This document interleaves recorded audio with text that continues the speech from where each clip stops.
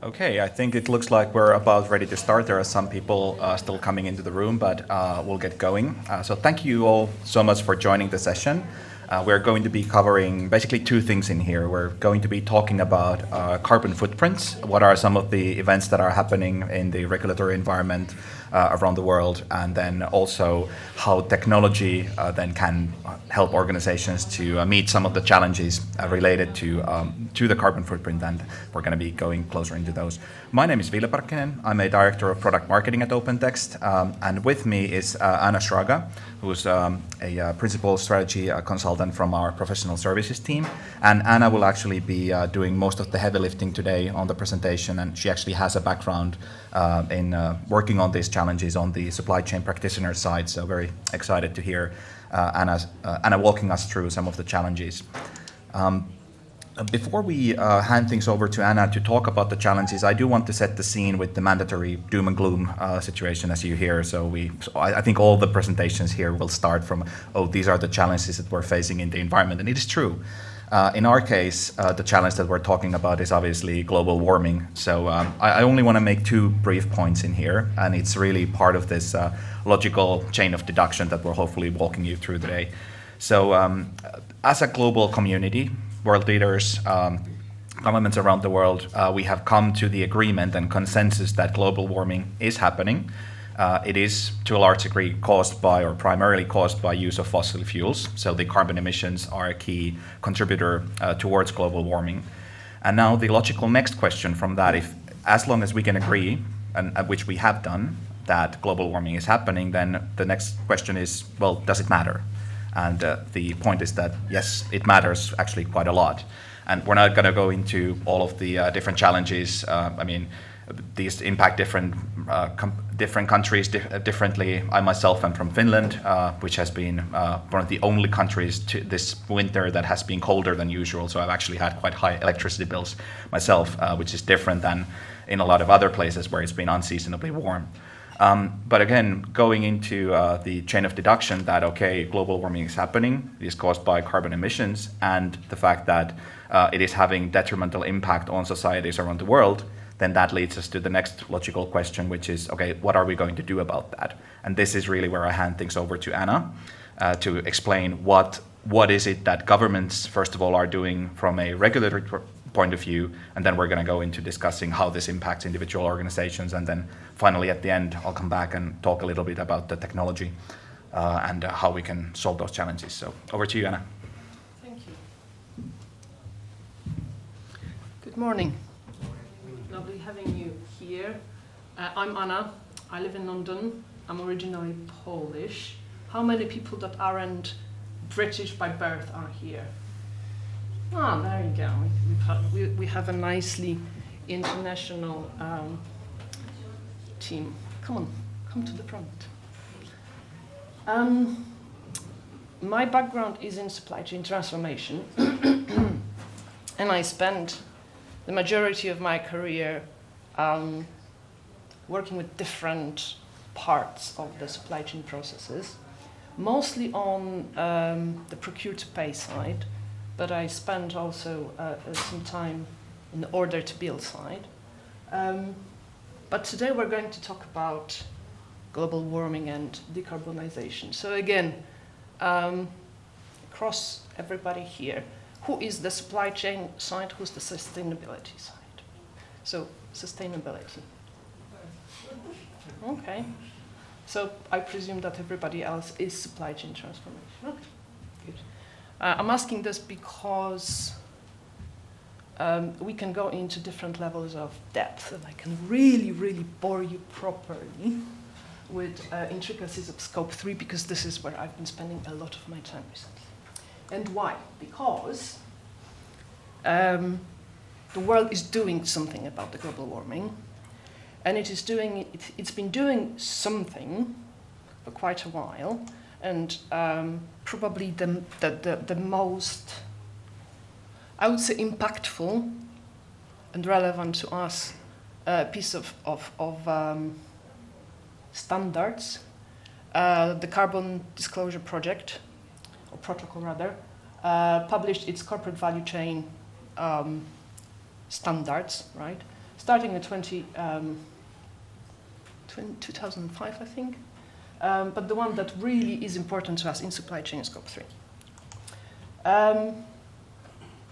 The really important international global commitment came with the Paris Agreement, and it's important because most of the countries worldwide, save 3, I think, signed into,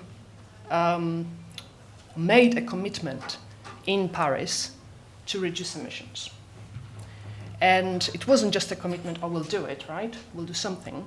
A part of the Paris Agreement was to commit to specific emission reductions. We are not on the commitments that we made in Paris Agreement are not sufficient to keep us under 1.5 degree warming. Yeah? So that's a fact. Nevertheless, that agreement was really meaningful because it started a chain of different types of events that are working towards reduction of our carbon outputs, right? And there is firstly the EU and its big financial program, the Green Deal. And then you could say the Inflation Act in the US, the Inflation Reduction Act in the US is also quite a significant push from the perspective of financing of green technologies and green initiatives.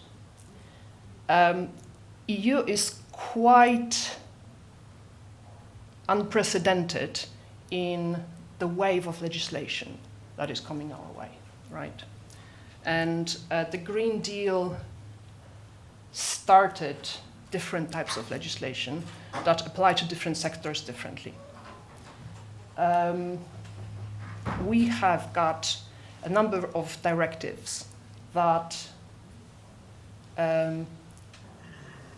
tell us how we should be reporting, measuring and reporting carbon, that are putting new obligations on us when it comes to carbon reporting. There are also laws that relate to supply chain sustainability. And these laws bring in new ways of thinking about supply chain, and we start to look at supply chain from extended perspective. So it's not just what we own as a company, it's not our direct suppliers, but it's indirect suppliers, it's customers, it's a multi-tier stakeholder world, right? So overall, I would say that the regulatory climate is, there are sticks, of course, in that there is the compliance perspective that we need to meet. And there are laws that we need to follow, understand and follow, right, and comply with. But equally, it is important to understand that, again, that roughly $2 trillion euros between these two programs, right? That is a lot of money, right? And the US Inflation Reduction Act works in such a way that it might be even more. We don't really know. So it's not all doom and gloom for us. Yes, we start from the, if you like, compliance perspective, what we must do, but there are benefits in there as well. Because we start thinking about how we conduct business in a different way. And that means we can derive benefits from this whole big saving the planet activity as well. So, what are the main challenges of decarbonization? I'll talk about 3, and I'll tell you what they are from my perspective as a supply chain professional, but also as someone who is building products to help tackle problems like this and bringing technology into play to help us address those challenges. And so the first challenge I already mentioned, and that challenge is that we are thinking about supply chain from this extended perspective. It's not just what we own, it's not our direct trading partners, it's the whole ecosystem that we need to think about, right? The second challenge is probably at the heart of what's driving work for us, right? Because we are now thinking about our activity in different ways. We are all used to measuring business activity from the financial perspective, our P&Ls, our balance sheets, cash flows, and so on. Well, with carbon, we need to look at what is the activity that actually generates emissions, right? So we need to understand what is driving the greenhouse gas emissions. And then the challenge that is very relevant to us, the majority of emissions of a typical company come from its supply chain, and specifically from the supply, so procurement side. What we buy, how we transport goods, and how we use the goods that we produce, right? So from that perspective, I think it's useful to first take apart a little how carbon outputs are measured in supply chain, what sort of elements we need to understand. Perhaps the sustainability managers will be a bit bored with this section because it's kind of the foundations here. But they bring in a few really important salient points. So firstly, we think about the value chain, right? So the view of our activity includes procuring goods and services that we need to produce what we are going to sell, includes our operations, so productions of our goods and services, and then includes the customer. And that's the value chain that we kind of think about. And when we look at the emissions, we talk about 3 scopes, and you might have heard about scope 3 in particular. Who heard about scope 3? Everybody heard about scope 3. Right, okay.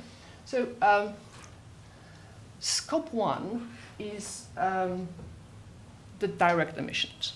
That's simple. We own a truck.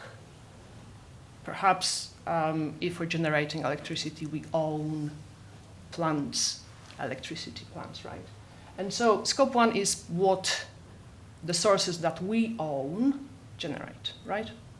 Scope 2 is now the dangerous territory of indirect emissions, right? This is where it gets interesting, because we talk about emissions generated from energy sources that we purchased, right? So this is where the challenge for our information system starts, right? Because we don't really know how to measure activity that we didn't directly generate, right? But the real challenge starts with scope 3, because you can come to the front. There are lots of places here. Because scope 3 is those indirect emissions that sit in the upstream and the downstream part of our value chain. And so they cover the procurement part of our value chain, and then consumption of goods and services that we produced. that means, that implies that we need to understand not only our direct trading partners, so our traditional supply groups, yeah? The suppliers that we buy from, but we also need to think about indirect trading partners. We need to think about customers, we need to think about end users, because what they do with what we produce will generate emissions, right? And these are the emissions that we need to calculate. So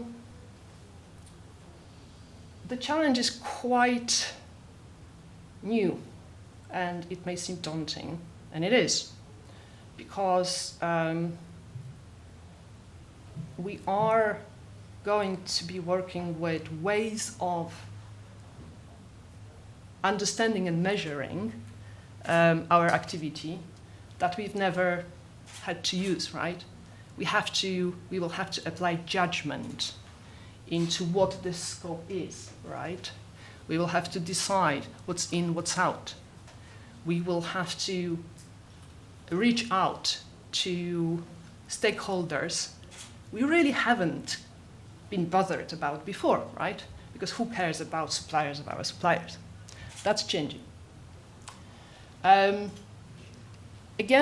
it may seem daunting, but it brings lots of opportunity. It brings lots of new insights.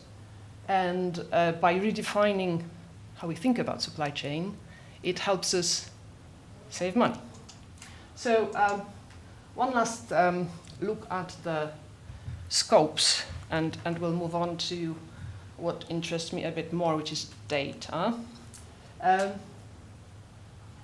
What I wanted to highlight here is again, the direct and indirect element, and maybe look scope 3 in the face a little bit. So again, we've got our direct emissions here, scope 1, fantastic. Then we get into the indirect emissions element, scope 2. Now, if you look at scope 3, we have got several categories, 15 to be precise, in our carbon frameworks. And there has been research to understand which parts of these, which of these categories actually genuinely matter to companies. And 6 are the most important ones. And purchased goods and services and investments, how is it described? Capital goods specifically. The difference is really how they end up on your P&L and balance sheet, right? But they're the same thing. They go through our purchases, right? And these are out of, I think, 21 sectors that were covered in the research. They were important or relevant to 19. Yeah. So what we buy is really going to be key to understanding scope 3. Then there is transportation of and storage of goods and services, again, upstream and downstream. And that is the second one in terms of relevance to different industries and sectors. And then we've got use of sold products. So this is important for us, right? Because we can now, in terms of investing our efforts into understanding what's really going on, we don't need to look at 15 elements.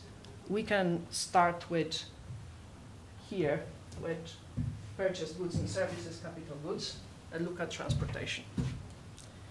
And it is important for us because, and that's our second challenge, of course we need to get data. And what are the data, and how do they turn into emission calculations? So firstly, we need to understand that carbon accounting is a new way of looking at the business activity, effectively making it a bit like a currency, or a lot like a currency, depending on where you stand in the argument. And what matters for us in particular is that there are now several accounting reporting frameworks that we need to get familiar with. This view is based on the dominant one, but there are 7 that you may hear about, plus or minus, and then tens, if not hundreds, others that are industry specific, right? And the reporting that we produce is not optional anymore. I mentioned the EU, the US. The European regulations in particular are requiring companies to now also report on scope 3. So not just the easy to measure emissions that are direct or come from purchased energy, but also that extended supply chain, right? And with that comes the fact that these calculations are now actually being audited. And that becomes even scarier, right? It's not, you can't directly compare carbon accounting to traditional accounting, because perhaps traditional accounting, financial accounting, management accounting has had a few decades of development, and it's now quite mature, right? And so the financial accounting reports are generally reliable, trustworthy, and there's a whole ecosystem of ensuring that that happens. I read a comparison somewhere between the traditional accounting and carbon accounting that was illustrating where we are with our carbon accounting frameworks. And it said that if you were to think about where we are with carbon frameworks, it's a bit like you were producing your profit and loss account with industry averages, right? Imagine if your profit was based, your profit figure or your revenue figure or your spend figure was based on industry averages. But this is where we are, but we will evolve we are already evolving to next level of detail and accuracy. The second point is, again, important to us from the perspective of what drives the kind of the carrot side here. And there are hundreds of green investment funds of different specialty. There is a green finance industry which consumes the data that we produce in carbon accounting and in our reports, right? So again, yet another way in which carbon is becoming this new way of measuring activity that actually translates into real committed money, right? And then finally, carbon is actually an asset in a way. You could argue whether that's the case, but it is actually traded. Probably a year or two ago, price per ton hit 100 euros. It's now around 60, yeah. But it is priced, which is a good thing, because really the whole business here is about bringing the cost of consuming natural resources into the cost of doing business. So now we're going to look at formulas. I won't spend too much time here, but I think it's important that we understand how the data really works, right? And so to calculate our footprint, we need to understand what is that activity that drives emissions.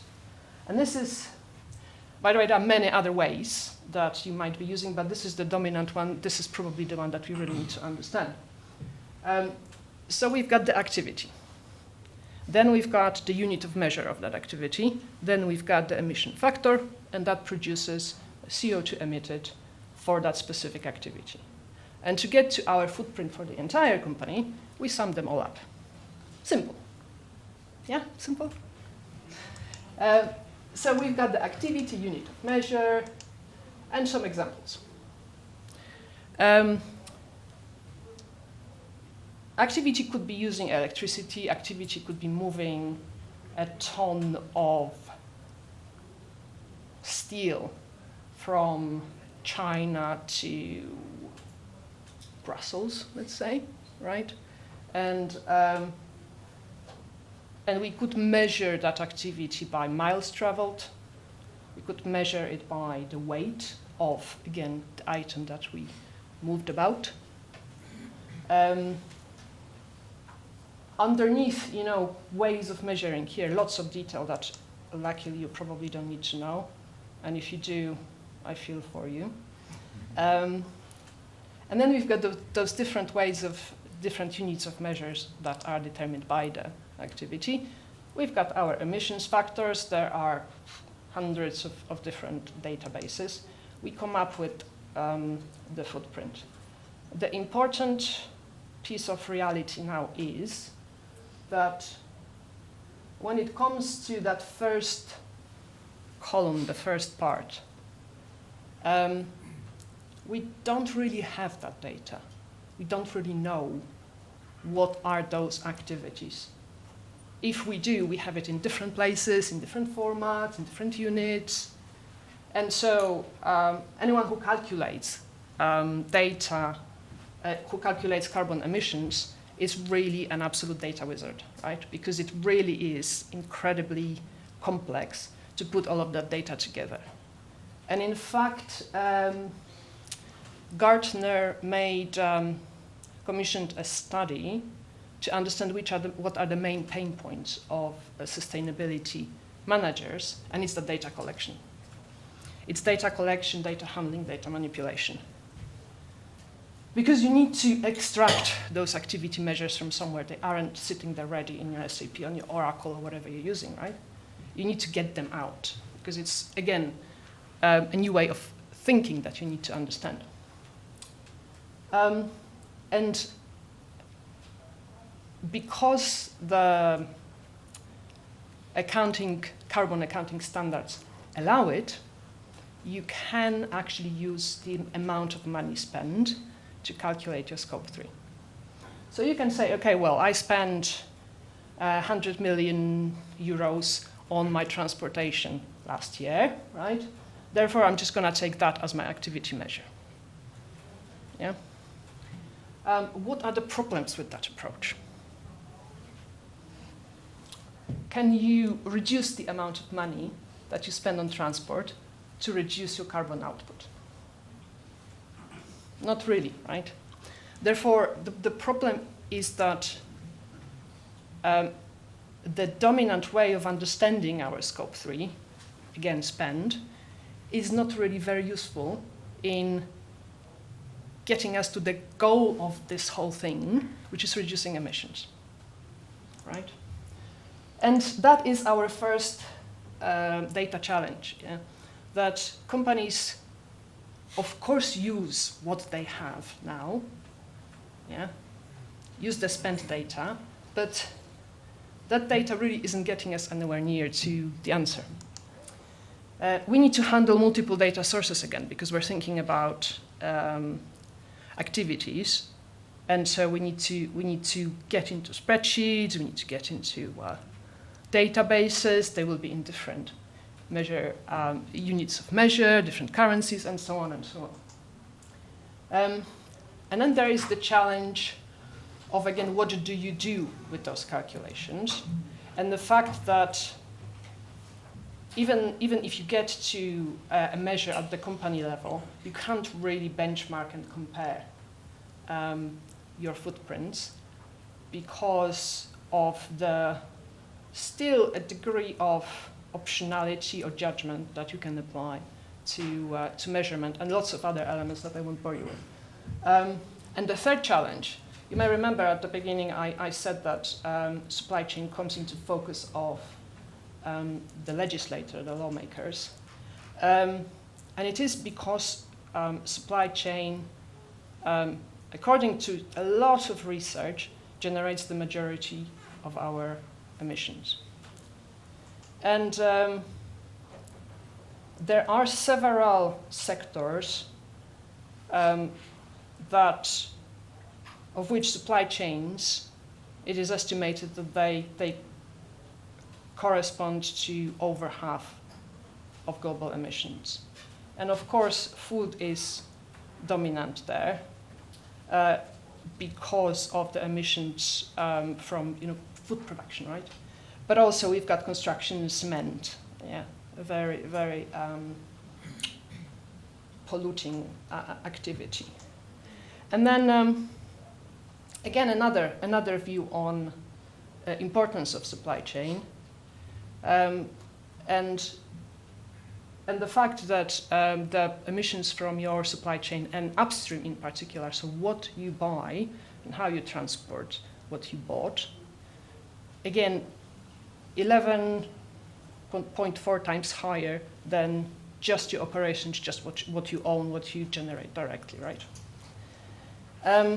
The problem is not only the fact that the majority of emissions sit in the supply chain, but also that the data on emissions are separated from our day-to-day decisions in supply chain. So a sustainability manager will have the emissions data at the right level of detail, but they will be sitting in the sustainability team. The supply chain manager that decides what we're buying, what is the route that we're using to transport things, doesn't have the data to change, to modify their day-to-day decisions and vary the day-to-day management of supply chain. So what do we do? Well, my colleague's going to tell you. Quite a transition there, thank you, Anna. So for those of you who feel daunted by what you just heard there, I do have some words of consolation, some peer support, and then also some ideas around how to tackle that and what you're already doing that might be helping you. And if there are some people in the room who do not feel daunted, I would like to know what you're drinking and maybe have some of that. But I spoke with an IDC analyst who covers supply chain and mostly the manufacturing industry, and this was a couple of months ago, and he said that he had had roughly 100 conversations with different organizations around the world over the past year and mentioned Scope 3 emissions and asking like, okay, what are you going to do about that? And none of them had a clear plan on how to do this. So it is coming. We know there's legislation that will force our hand.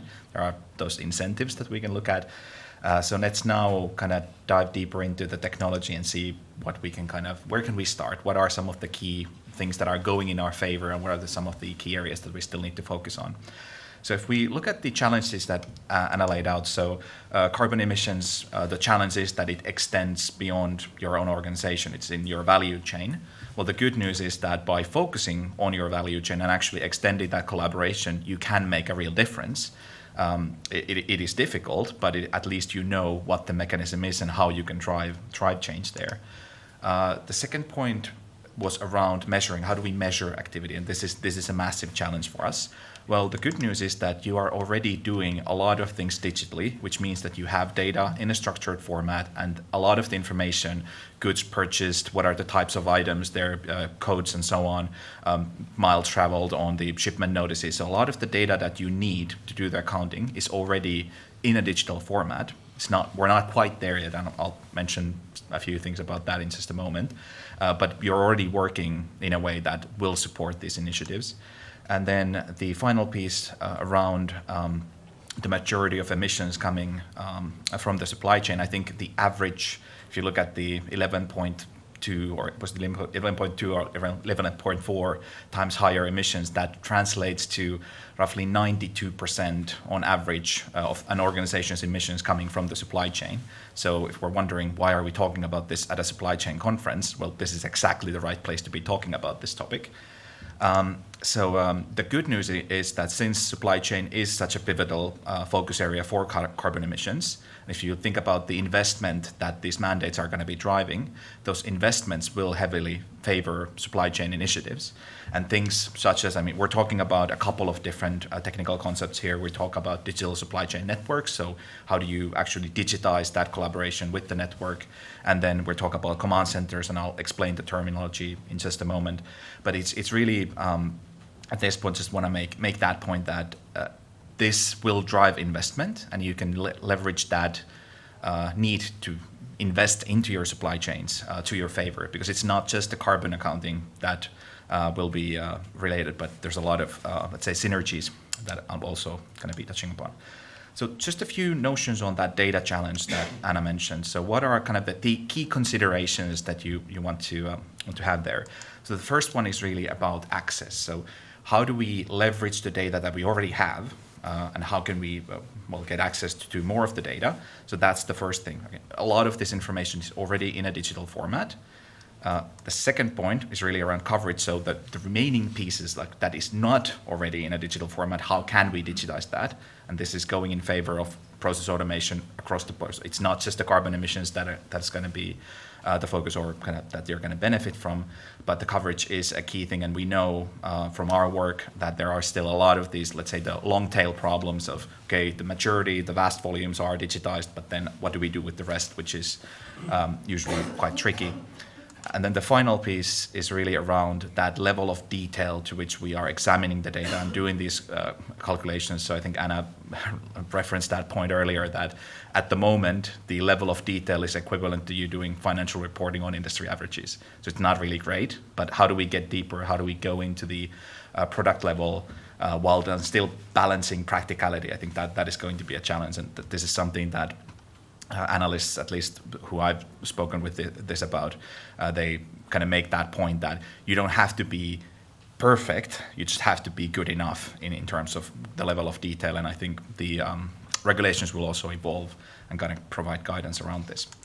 But then around the command centers, I said that I would explain the term. So it might be different because it relates to maybe a more commonly used term, control tower. And control towers really, there are many different definitions for this. Different companies understand this differently, depending on who you ask. But in general, it tends to be that it is a dashboard of collecting information, usually from within a specific function. So we have a logistics control tower, so that gives us a good visibility into our logistics operations. But that's not really enough. And if you look at the model here that's on the screen, this is actually based on the Gartner supply chain maturity model.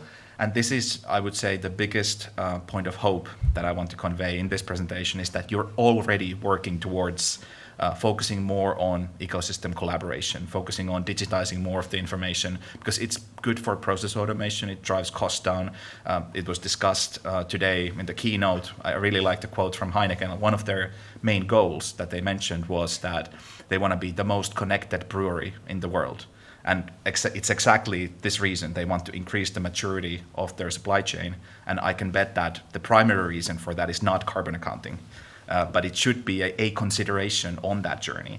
And therein lies that opportunity, and that the fact that you're already working towards that. And where command centers really come in, it's really an evolution of that concept of a control tower. So you could call it Control Tower 2.0.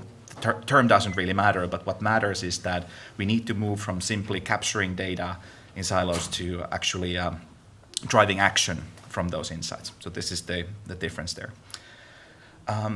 Then just a few words about how we are thinking about this. I'm not going to spend too much time here, but there are really three essential components that we perceive when you are putting together a command center, whatever that may look like for your organization.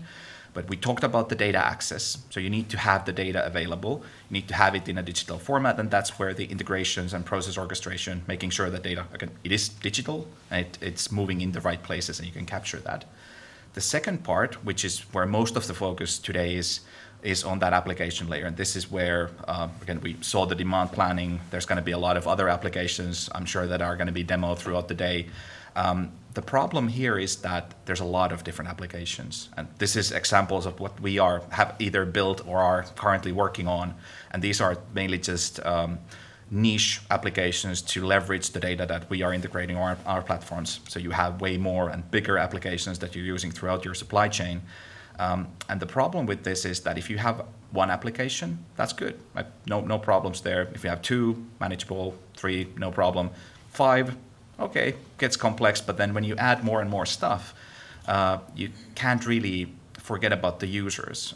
There's a data point from a couple of years back, but 80% of the workforce are overwhelmed with the amount of data that they have to process in their works. So it is getting quickly overwhelming, and we're asking people to do more. So how do you kind of look at that user experience? And this is really where that third component comes in.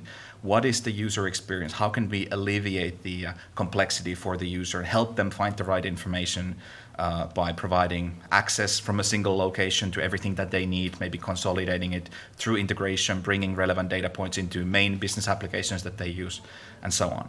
So again, not going into too many of the details there, but just thinking about these 3 different things. How do you get access to the data? How do you present it to the users? And how do you help them drive action from that? And then how do you protect really the users from being overwhelmed with the amount of information they have to process? Now, I think we're going to wrap up. So back to you, Anna.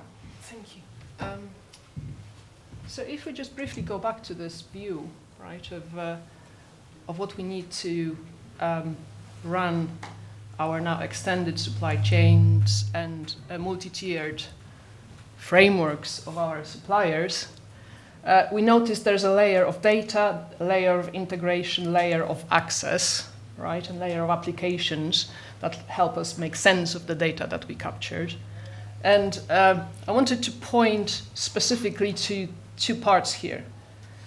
We've got the data, we've got the integrations. Remember when I mentioned the pain points for sustainability managers? This is a way of resolving that pain point, right? Where you bring all the data into one place and use the expertise that people who run those supply chain networks have to bring all the data into one place. And then you've got different ways of looking at your supply chain activity through different applications. Risk Monitor, for example, supply chain sustainability. Directive came into force in the EU, separate presentation. And then we've got our emissions, right? And we can combine different lenses and different angles.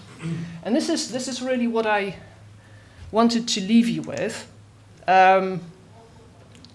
that multi-layered view and multiple lens on supply chain is what we need to tackle this challenge. And so, if I wanted to leave you with 3 things, the first one is stakeholder engagement. We've got multi-tiered stakeholders that we will be working with. We need to connect with them, understand them, build relationships so that we can get the data that we need, right? That we can deliver the projects that reduce emissions, make those reductions happen. But also, of course, we've got people that perhaps we weren't used to work with, auditors, for example, very important.